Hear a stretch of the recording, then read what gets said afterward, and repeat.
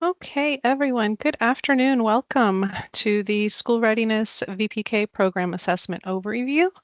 Today, we're going to embark on a journey to explore the really essential aspects of program assessment within the context of school readiness and voluntary pre-K, VPK. By the end of this meeting, you will gain a comprehensive understanding of how program assessment contributes to really just promoting positive outcomes for children and fostering a supportive learning environment. So thank you for your dedication to enhancing high quality education and ensuring that every child receives the best possible start in their educational journey. So let's begin our exploration together.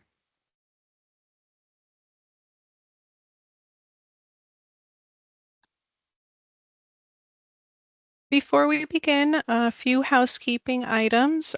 Today, I will be with you, Victoria Kerrigan. I am the assessment manager here at the Early Learning Coalition, and I am joined by Julene Morrison, our assessment coordinator. Good afternoon, Julene.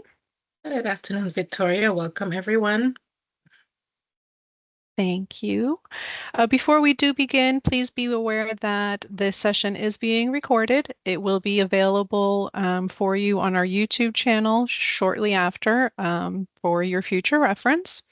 If you have any questions or comments during the meeting, please use the Q&A feature in Teams to address any of your questions or concerns, and we will address them at the end of the meeting during the Q&A session. Additionally, we will have resources that we'll be discussing today, and they will be shared with you via email. Probably by the end of the day tomorrow. So thanks for your attention, and let's proceed with our agenda.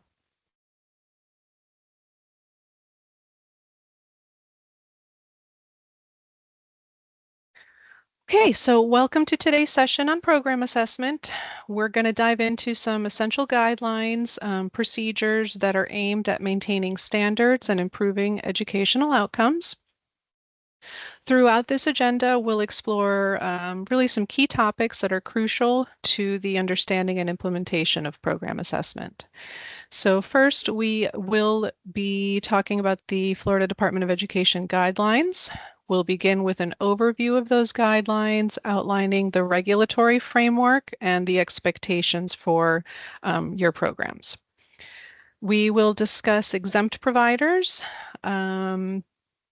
We will discuss why they are considered exempt from those requirements, examining the different criteria and implications of that status. Next, we have a Quality Performance System, QPS. We'll explore how to access the system, what is expected to be entered and submitted. We'll do a brief overview of the class framework. It does play a crucial role in assessing classroom interactions. We'll examine its components and the significance in evaluating the teaching effectiveness in the classrooms. We'll look at the on-site visit procedures. These are the detailed procedures for our visits. We'll highlight the steps involved in conducting our assessments and ensuring that compliance is met with our established standards. We will also look at the assessment results, how to review those results, analyze them, and use them to drive improvement in program delivery as well as student outcomes. We will have a comprehensive look at some available resources related to the class framework, including some different tools and supports that are available for educators and administrators. And finally, we'll close out with an invitation to your questions and any discussion on any aspects of what might be covered today.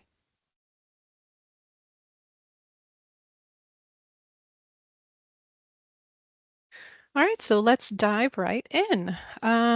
Here we have the definition of program assessment as defined by Section 1002.82 in a Florida statute. It involves evaluating teacher-child interaction. This assessment measures the quality of those interactions based on responsive caregiving, emotional and behavioral support, and support for learning, classroom organization, and instructional support that is provided to the children.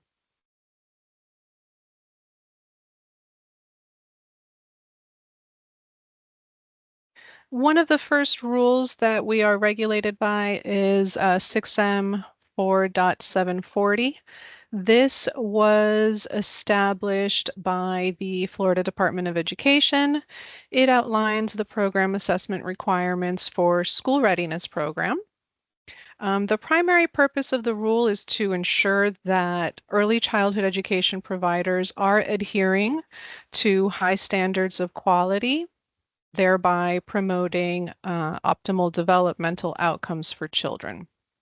So implementing these rigorous assessment standards really helps ensure that all children have access to high quality early childhood experiences, which are essential for cognitive, social, and emotional development. Talking a little bit about the impact on program quality, assessments that are conducted under this rule significantly contribute to the improvement of the school readiness program. Why? Well, because they provide essential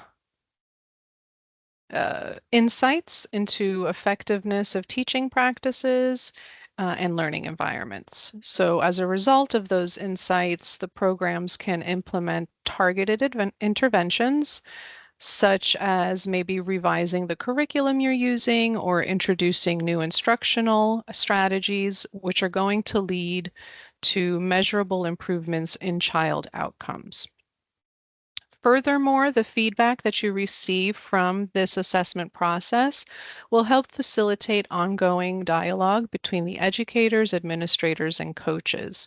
So this continuous feedback loop really ensures that you, as your programs, can adapt and evolve based on the latest assessment data, fostering really an environment of growth and quality enhancement. Talking a little bit about support and resources, there are going to be a range of training and resources available for you through this rule. This will ensure that you, as providers, are well equipped to conduct meaningful interactions in the classroom, ultimately contributing to the ongoing improvement of your school readiness program.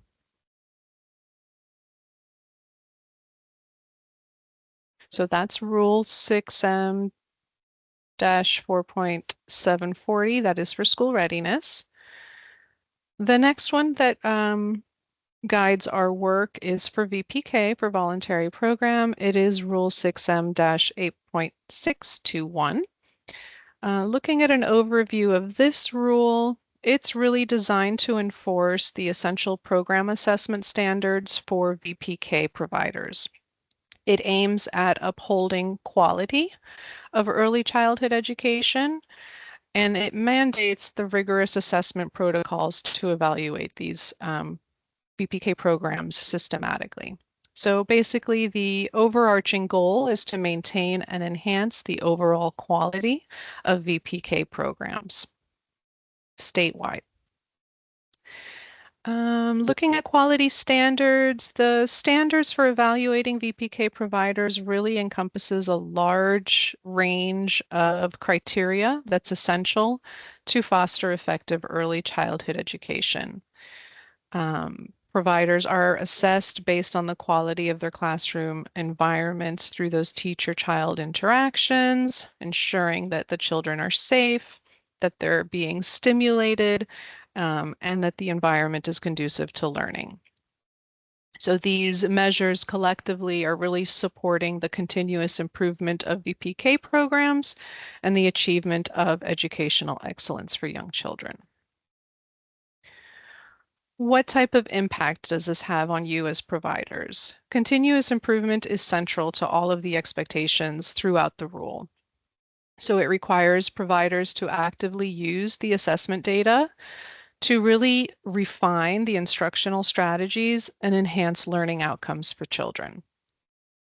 So to support providers in meeting these standards, we do have a variety of resources and assistance available for program directors, administrators, as well as educators, including training sessions, technical support through coaching, and access to different resources designed to enhance program quality. And we'll talk a little bit more about those a little bit later on. And then the ultimate goal, what are the benefits for the children? Class assessments, they're really pivotal in enhancing educational outcomes for children. By evaluating your classroom interactions, we can identify the strengths and the areas needing improvement, really helping to guide your educators to tailor instruction to meet the individual needs of the children more effectively. So this approach fosters an environment in which educators can really proactively address educational goals and create meaningful learning experiences for the children. I'm going to take a quick breath because I feel like I've said quite a bit for right now. Let me just take a look and see if there's anything in the Q&A that needs to be addressed. Um, no, I don't see anything in there. Perfect. Julene, did you have anything to add to what I've shared so far? Not so far. Everything's been good and clear. Okay, perfect. Thank you. You're welcome. All right, let's see. So moving on. Who receives a program assessment? It is going to be applied to all providers who have contracted with us at the Early Learning Coalition that provide school readiness services to children from birth to kindergarten entry. It also applies to all VPK classrooms within a VPK program, and that does entail both the school year program and the summer program separately.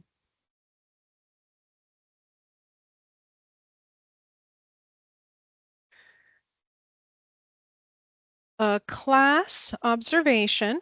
It is a comprehensive evaluation method that is used to assess the quality of interactions, like we've said before, between the educators and children in a classroom setting. The providers being assessed are all providers with school readiness or VPK contract. We're looking at the classroom as a whole. This is not an individual child assessment tool. It is looking at, like I said, the classroom as a whole. And it does not consider the pay rate classification of the children. It is looking at all children that are enrolled in the program and currently attending in attendance during your program. So those are just to kind of cover a few of the questions that we do hear repeatedly on who is being assessed in the classroom.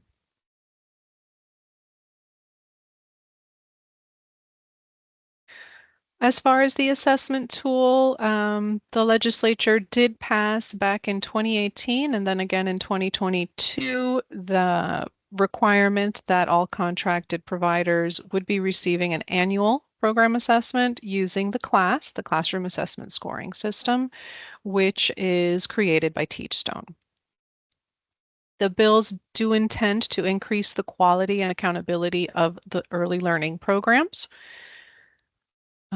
And as mentioned, the class is an observational tool that measures the quality of interactions between teachers and children.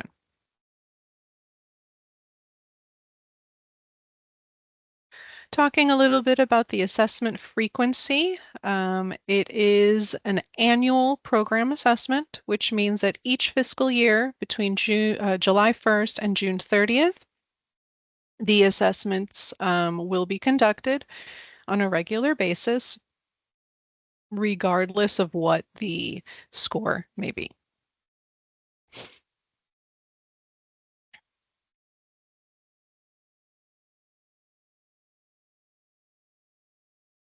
And then as far as the contracting threshold, you must receive a minimum composite program score of a 4.00. It is rounded to 2 decimals, and you must achieve that 4.0 to be eligible to participate in contracting with school readiness or VPK programs.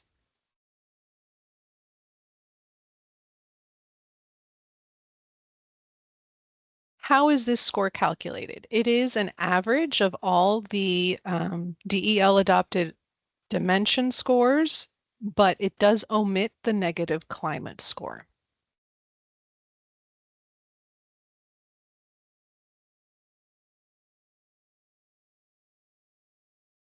Talking a little bit about our exempt providers, this is a status that you will see in QPS when you log into your account. There's a program status in the little green box on the right. And if it says exempt, what does that mean? It means that your program has less than 20% enrollment of school readiness children. If you are a family child care home, it means that you have 2 or fewer school readiness children enrolled. Or it might mean that you only offer overnight care as your school readiness service. And what that class is classified as is care that only happens from 6:01 p.m. to 6:59 a.m. For those school readiness services. I feel like my voice is a little raspy. Okay, so these exempt providers, as an exempt provider, you do have the option to opt in to program assessment. So if you are interested in opting into program assessment, this is something that is usually determined at the time of your contract execution for the fiscal year. If you do have questions regarding opting in, this is something you would discuss with your provider services specialist. If you do opt in, do know that the program assessment must be completed within 60 days, calendar days, of the provider registration being submitted in QPS.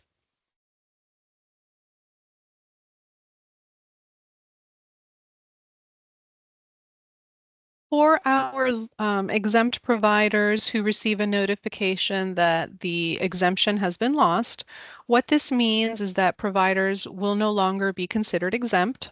And this happens if you are cited for disqualifying health and safety violations, or if the enrollment threshold is met or exceeded. Once this determination is made, it is a permanent determination and you will remain non-exempt for the foreseeable future and will have a program assessment conducted annually.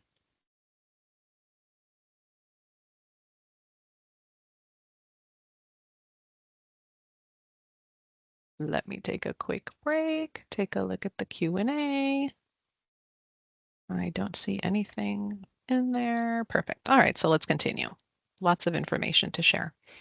Talking about our annual assessments, providers will receive a registration notification via email. The assessments can take place anytime within the year. There is no designated time or due date per se for your assessments. It just says within the fiscal year. You will be issued a 2-week assessment window. Within that 2-week assessment window, we will request up to 3 blackout days from programs. This does include closures, special events, anything like that. For VPK programs, you will not receive your window earlier than 15 instructional days after the program start date. And then if you have a summer VPK program, it will not be earlier than 5 instructional days after that program start date.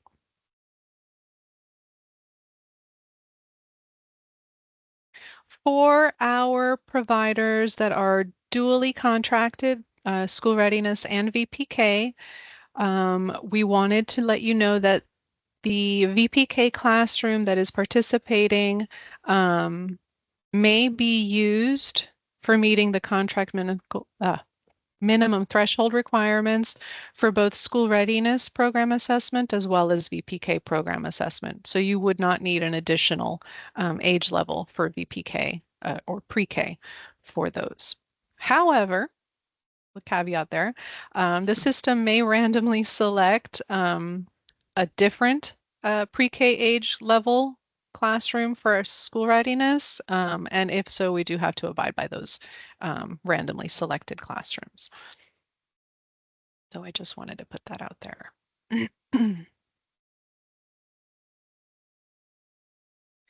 All right, Julene. Thank you, Victoria. So now Thank we'll you. take a look at the QPS registration process. As Victoria mentioned, first you'll receive a notification email with your assigned assessment window, which is a 2-week time frame. And so with that, you'll need to log into QPS, complete the registration by the deadline, which is noted in the letter, and provide us with up to 3 blackout dates for the selected 2 weeks. Those dates should actually be emailed to us by replying directly to the received notification. And dates to consider for blackout dates are special events, closures, and VPK non-instructional days. So now we'll take a look at QPS more closely. Here we have the login page. You'll need to log in using your credentials. And I must mention that the passwords are super case sensitive in the event that you encounter any difficulties while attempting to log in. If you continue to have issues, please feel free to give us a call by phone or by email for assistance. So once you're logged into QPS, this page will load and you'll click on Launch under Program Assessment, after which you'll click on Go Register to begin the registration process. The registration actually asks for some information such as provider's name, job title, phone number, and email address. It's very important here to update your email address so we can maintain correspondence with you. Also, each educator will need to be entered in QPS. And just for pointers, there's no distinction between leads and assistants in the QPS system, and therefore you'll select teacher from the dropdown. It is also very important for accuracy when it comes to the teacher's hire dates, because that determines the 15-day mark to be able to conduct the observations. In the past, floaters was not allowed to be entered in QPS, but now they can be.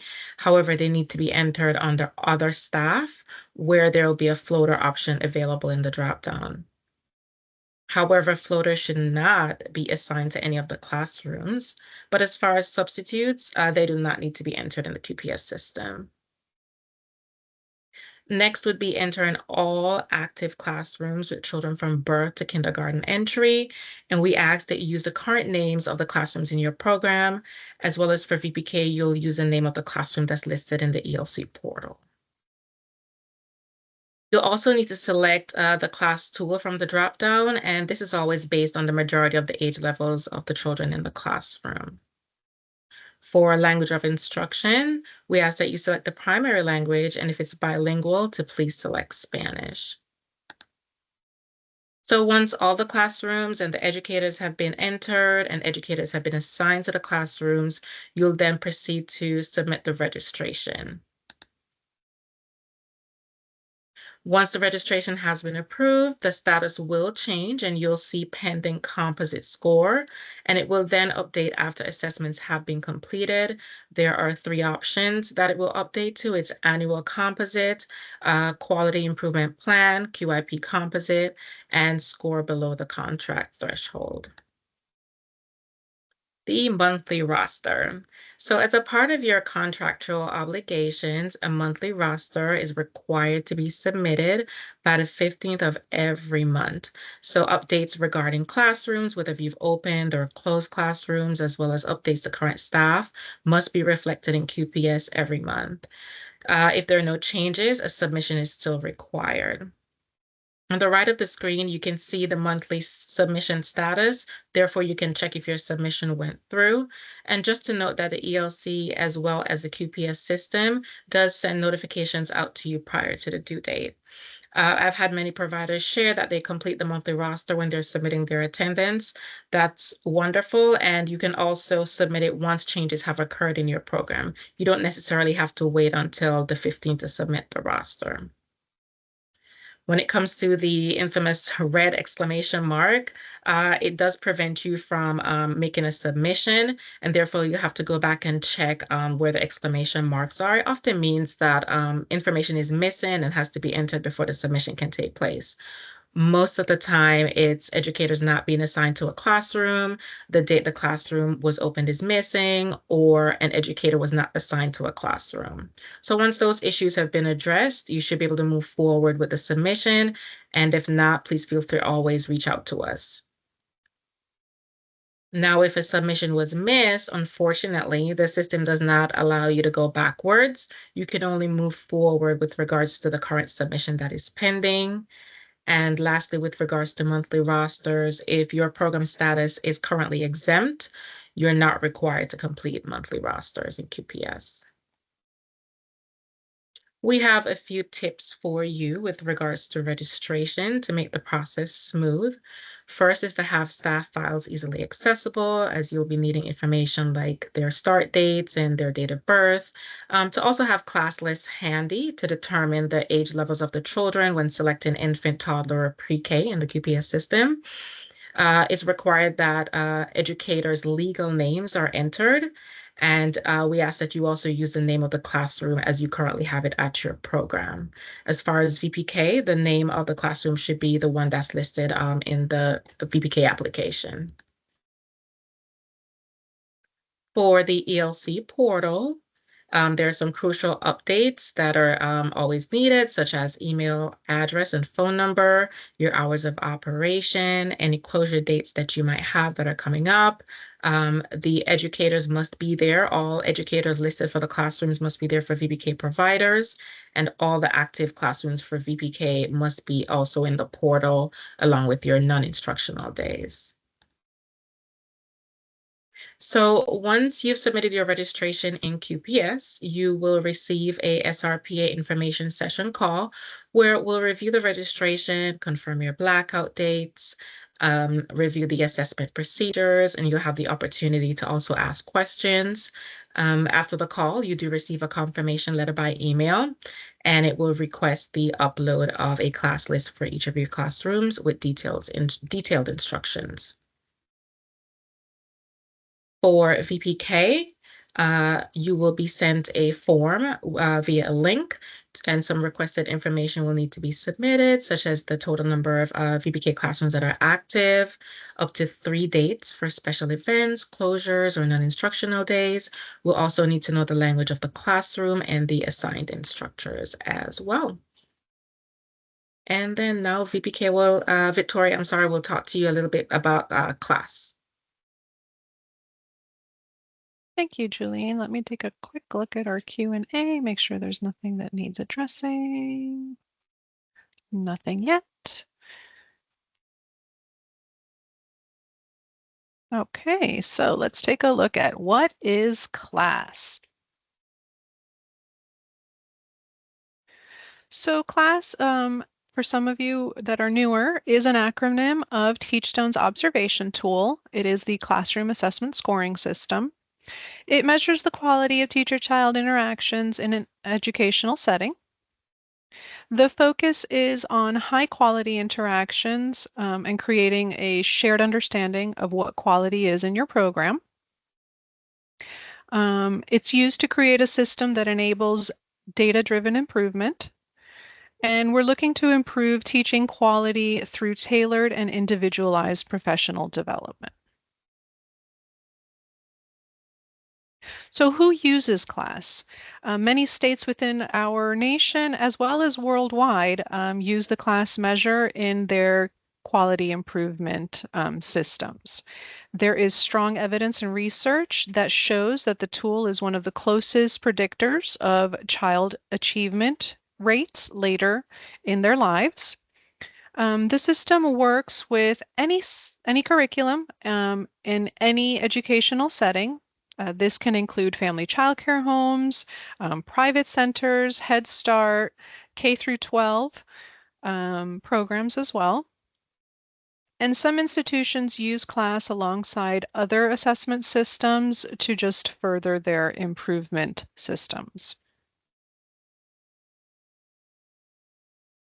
So the different class age levels that you'll see, as Julene mentioned in the QPS, are the infant class, where the majority of the children in that room are birth to 18 months.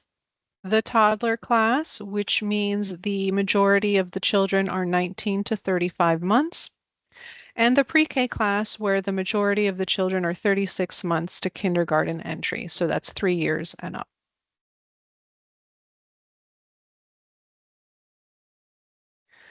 So, talking a little bit more about class, it is a widely recognized observational tool. Like we've mentioned many times, it assesses the quality of teacher-child interactions in an education setting. For the infant, toddler, and pre-K age group, the class focuses on different domains which are tailored to the developmental needs of each stage. So, for the infant class tool, its emphasis is on responsive caregiving. This highlights the interactions that foster secure attachments and support early development. The toddler tool includes the domains of emotional and behavioral support, as well as engaged support for learning. And these two domains focus on creating a safe, nurturing environment while also promoting early learning experiences. And the pre-K class tool, it looks at the three domains of emotional support, classroom organization, as well as instructional support. These aim to enhance the children's social, emotional, and cognitive development through structured, engaging, and supporting interactions. The domains collectively really ensure that educators are providing high quality, developmentally appropriate interactions that support the holistic growth of young children. Now let's take a quick look at each of the three care levels, a little bit more detail. So we'll look at the dimensions within those domains. The focus, like we mentioned, for infants is a single domain called responsive caregiving. This is divided into four key dimensions. We have relational climate, teacher sensitivity, facilitated exploration, and early language support. So, in a nutshell, relational climate evaluates the warmth and the connectedness between the caregivers and the infants.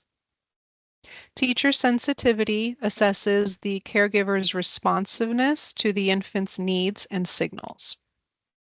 Facilitated exploration looks at how caregivers support the infant's curiosity and engagement with their environment.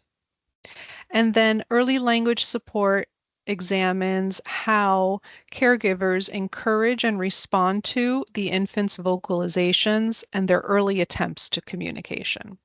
So together, these four dimensions provide a comprehensive understanding of the quality of interactions that are crucial for infants' emotional and developmental well-being.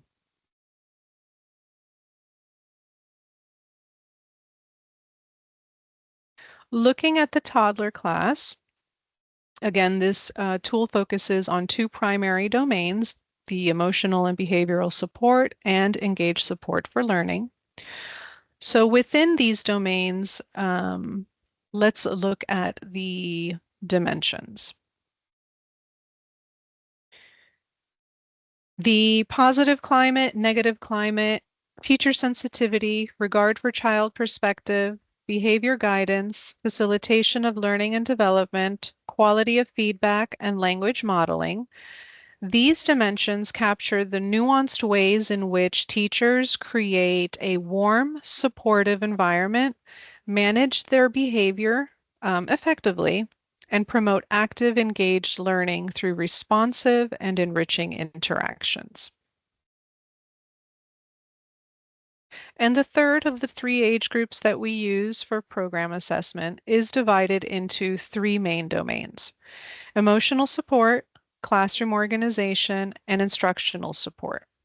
So in emotional support, it really includes those focuses on positive climate, negative climate, teacher sensitivity, regard for perspective, that all focus on fostering a warm, supportive, and respectful environment where the children can feel emotionally secure and valued.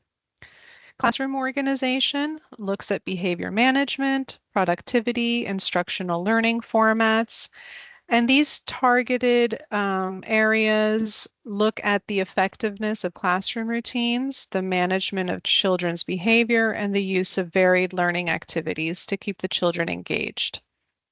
And then instructional support includes the dimensions of concept development, quality of feedback, and language modeling, emphasizing the promotion of higher order thinking skills. So that's providing that constructive feedback and enriching the children's language. So together, all of these dimensions offer, again, a comprehensive framework to assess and enhance the interactions that they're engaging in the classroom.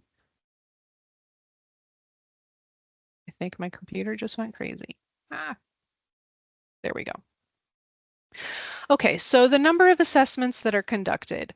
Like I mentioned earlier, classrooms are randomly selected through the DEL-defined system to select those classrooms.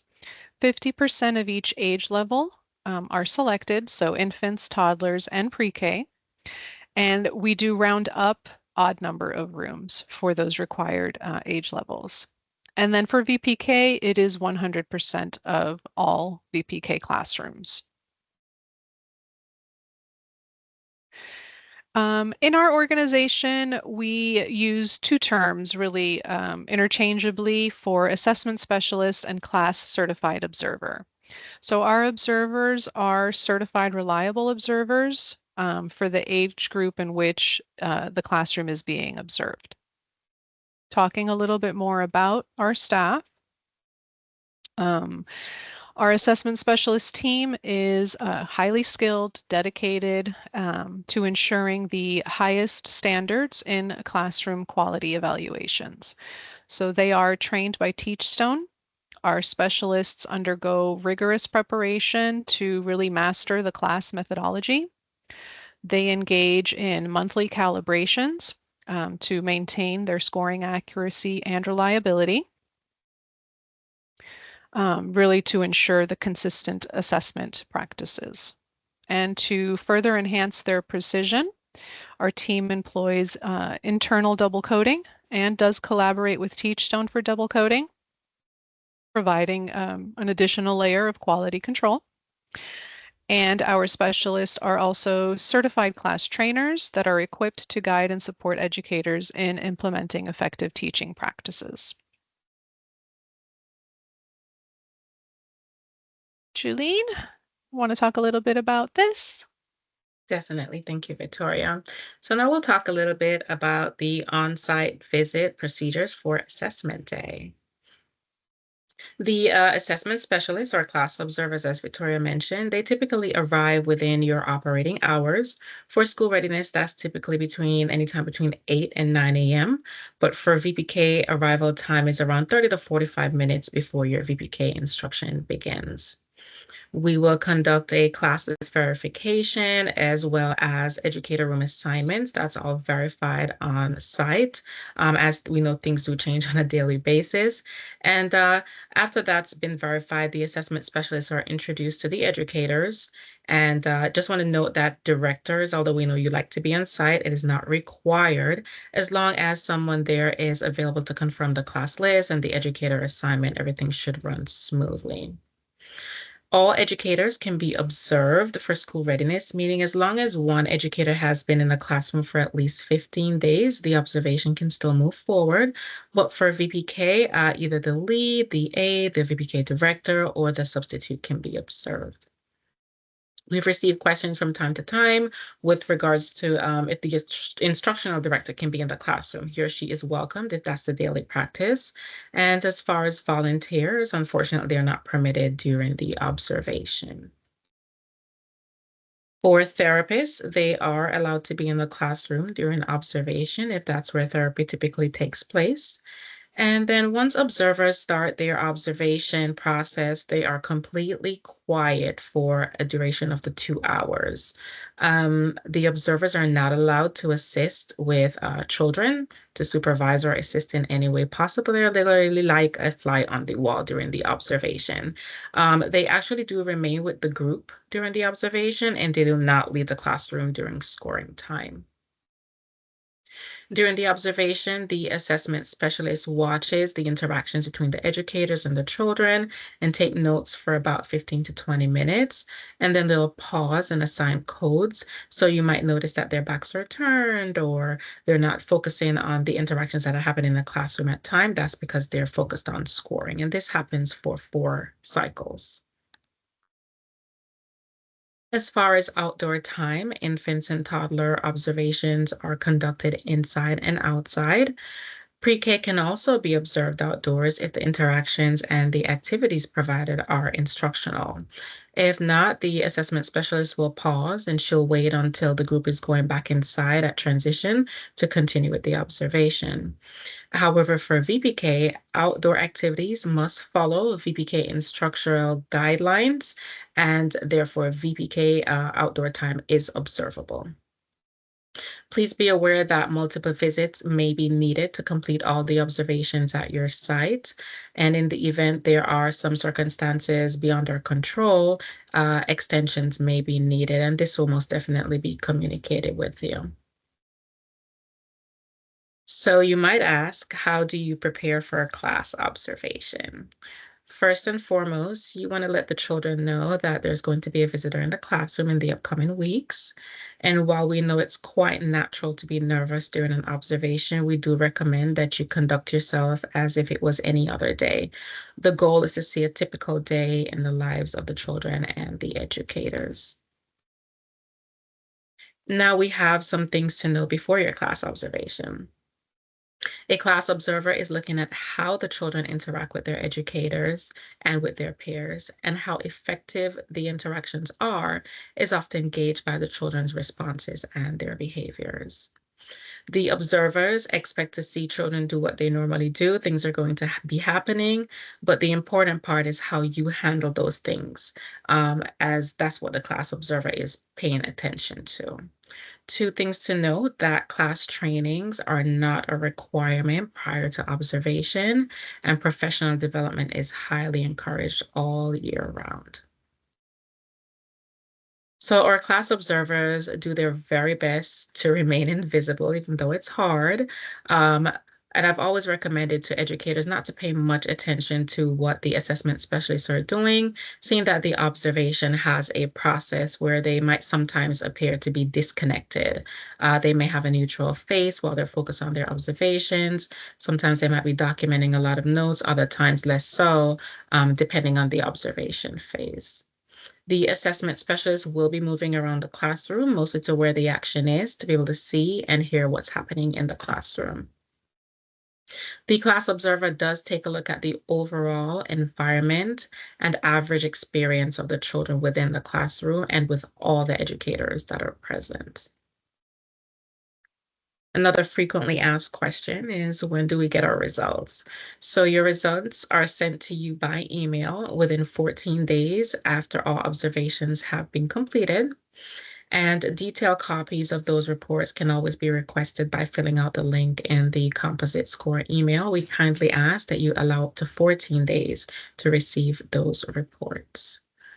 I will now hand it over to Victoria to talk with you with regards to class composite calculations. Thank you. Thank you, Julian.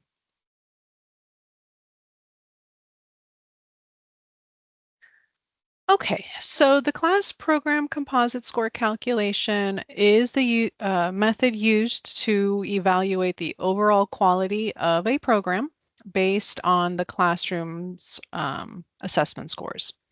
So this composite score is derived by averaging the scores of all the dimensions, excluding the negative climate dimension.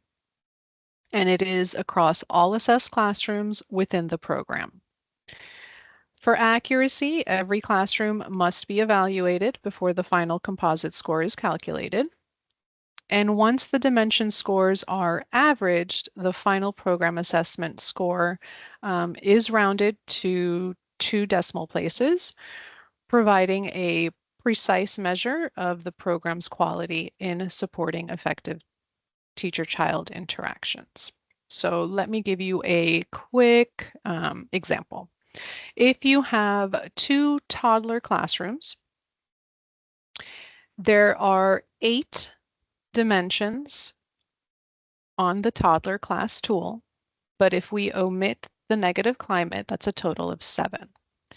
So within those 2 classrooms, you would add up the 7 dimensions from the one classroom, 7 dimensions from the other classroom.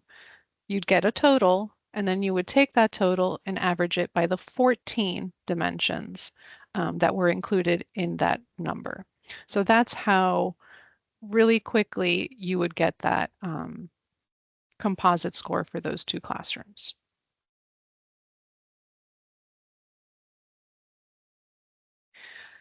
According to the rule and to School Readiness Program Assessment FAQ, there is no appeal process for the composite score.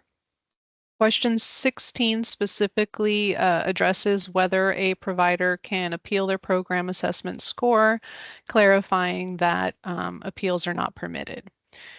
So this policy ensures the consistency and finality of assessment outcomes, reinforcing the integrity and reliability of the scoring process.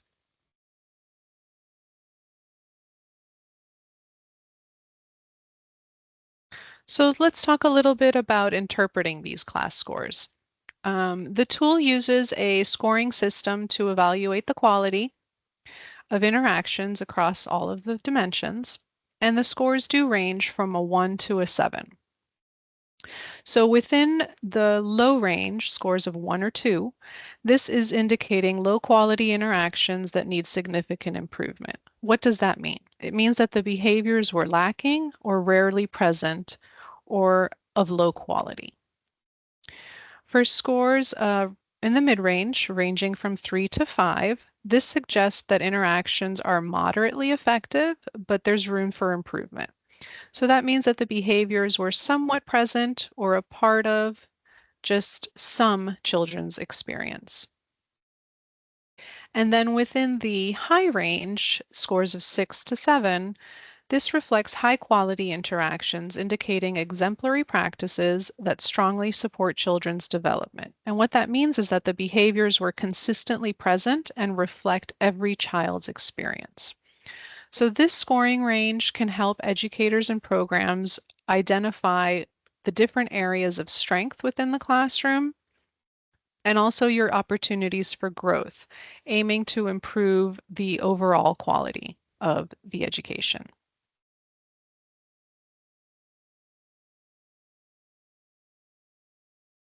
So if you score below the contracting threshold, and again, that is the 4.00, that is the minimum to contract, the ELC will determine a program to be an essential provider. A waiver may be issued to support the program's continued operation, and in such cases, the program will be required to have a quality improvement plan. This plan is going to be a targeted plan, usually within 12 months. Strategies will be assigned to enhance the program quality. They're going to set specific performance goals or outline actionable strategies to follow. And the QIP is really going to aim to address the areas needing improvement, ensuring that the program meets the quality standards and effective support for children's development.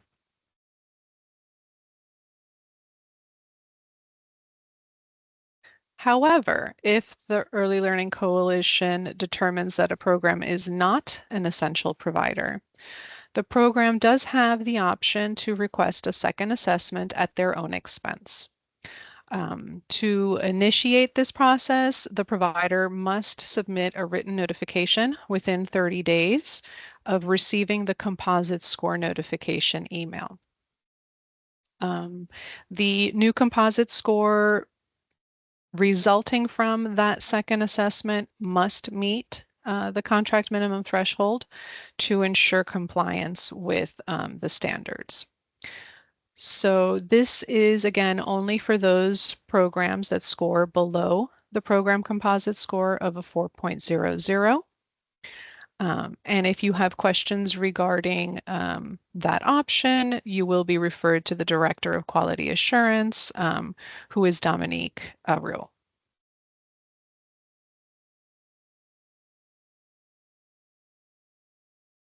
For those that are VPK scoring below the contract threshold, second assessment, my apologies, can be requested by the provider at their own cost if they wish to improve their initial assessment results. Again, this must be submitted in a written notification within 30 days of receiving the composite score. And in order to contract the following year with the VPK program, the composite score must reach a 4.00 at reassessment.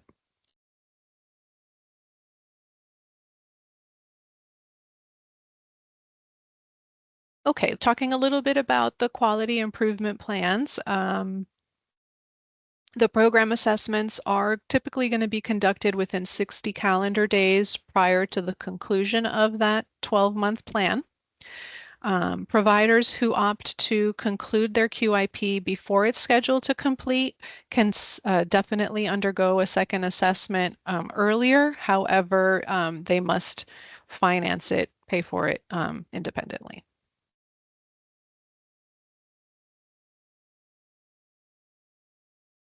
Okay, so you've been assessed, you've received your scores. What's next? We have continued professional development available. The coaching staff is available to review the reports with you. They can attend ongoing class trainings, dive into the specifics of class observations, address any type of concern you may have, and they work with you to create a plan of action to enhance the quality of care. This is available for all providers, and reach out to your coach. They can also provide you with access to My Teachstone. Looking at the class as a continuous quality improvement cycle. So this image really illustrates the cycle of class from Teachstone, highlighting the 5-step process that it was designed with to enhance teaching practices and improve child outcomes. So here's a quick breakdown of each step. First, we collect the observation data. We begin by observing the classroom interactions. We gathered the data on the teaching practice and the student engagement. You then receive the data and identify that teacher's needs. You'll analyze that data either independently or with your coach to really pinpoint the specific areas where teachers can improve and then tailor the support with your coach to their needs. Then provide feedback and design differentiated professional development plans. So this is how we offer the constructive feedback based on the observation data. That data will be used to create personalized professional development with your coaches to plan to address any of the identified needs in the classroom. The fourth step is provide content and context for effective professional development. And this is delivering targeted PD content, context, ensuring that teachers have the resources and understanding required to implement those strategies that might be new to them in an effective manner. and then ultimately impact the teaching practices that drive child outcomes. So, this is how the implementation of the professional development plans supports the teachers as they apply those new practices in the classroom, ultimately enhancing the quality of classroom interactions. And this cycle basically ensures that improvements in teaching practices are data driven, they're personalized to each teacher, and they continuously can be refined to meet the evolving needs of not just the teachers, but also the students in their classrooms.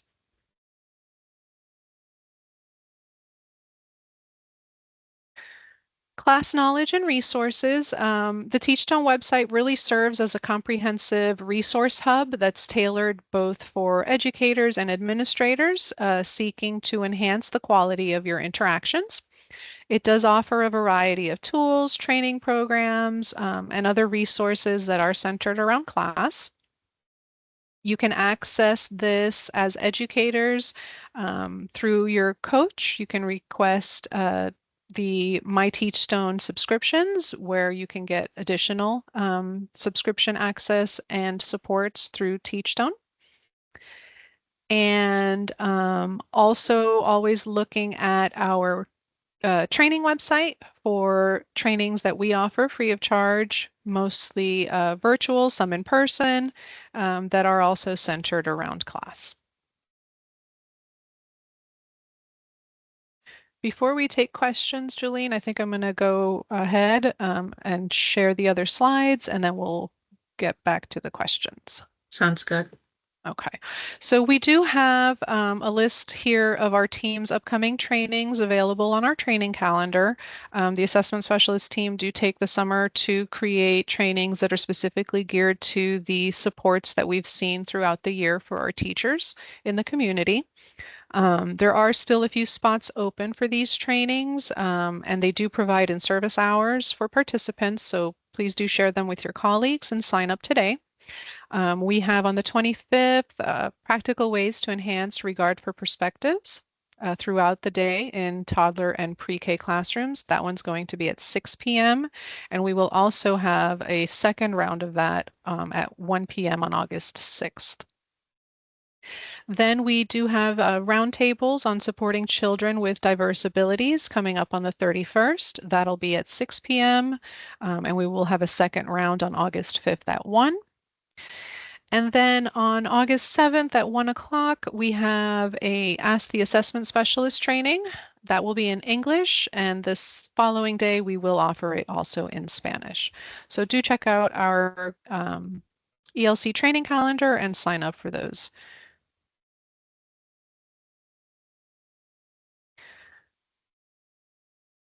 Here are Julene and I's phone number and email. If you need anything regarding program assessment, feel free to reach out to us. That is our cell phone number that we've shared with you, as well as our email address. And now let's take a look at the Q&A.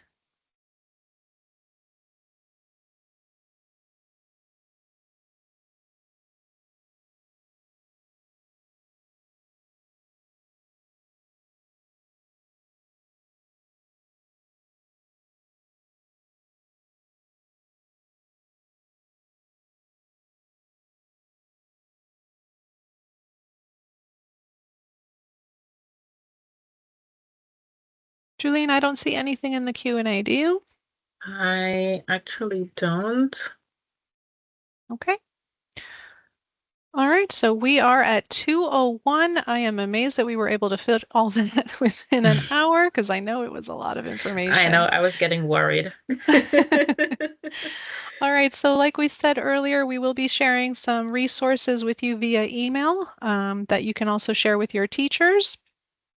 And um, if you have any questions, please feel free to reach out to us. You have our contact information.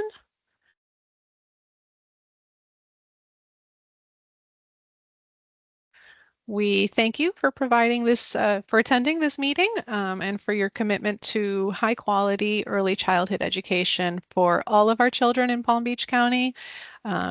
Your dedication, your hard work, your challenges, they really make a significant difference in shaping their futures. So again, thank you from all of us and enjoy the rest of your day.